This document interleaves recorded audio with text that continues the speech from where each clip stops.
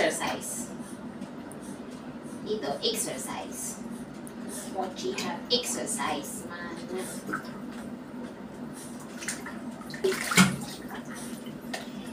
Kakasuhan kita. Binidyohan mo ko. Malaki na babayaran mo sa akin yan. Ilang minutes na yan. Di ba, Mochi? Magbabayad ng malaki sa atin si Jenny, Mochi. Talent fee, Mochi. Nagreklamo kasi yung doktor, sabi ng doktor yung paa daw niya. Si Lucas okay na yung paa. Pero si Mochi, something wrong with his leg, her legs daw. Tamad yan eh, tamad na. Diyan may exercise sa paa.